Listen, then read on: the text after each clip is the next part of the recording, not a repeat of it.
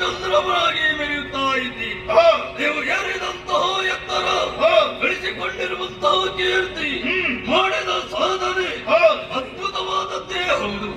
ವರ್ತಮಾನ ಕಾಲದಲ್ಲಿ ನಿಮ್ಮ ಅಜ್ಞೋ ಚಕ್ರ ಅವ್ಯಾಹತವಾಗಿ 3 ಲೋಕಗಳಲ್ಲಿಯೂ ಸಂಚರಿಸುತ್ತಾ ಇದೆ. ಶುಂಭನೆ ಲೋಕೈಕ ನಾಯಕ ಎಂಬುದನ್ನು ಎಲ್ಲವರು ಒಪ್ಪಿಕೊಂಡು ನಿಮ್ಮನ್ನು ಹೊಗಳುತ್ತಾ ಇದ್ದಾರೆ. ನಕ್ಷತ್ರ ಮಂಡಲದಲ್ಲೇ ಸ್ಥಾನಮಾನ, ದೇವತೆಗಳ ಪಂಕ್ತಿಯಲ್ಲಿ ಹವಿರು ಭೋಜನ, ಶುಂಭ ದಾನವನಿಗಲ್ಲದೆ ಮತ್ತೊಬ್ಬನಿಗಿಲ್ಲ ಪ್ರಭು.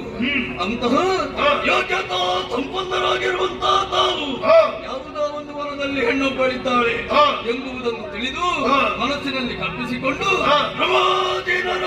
ಪ್ರಭು ಮನಸ್ಸಿನ ಕ್ಷರಕ್ಕೆ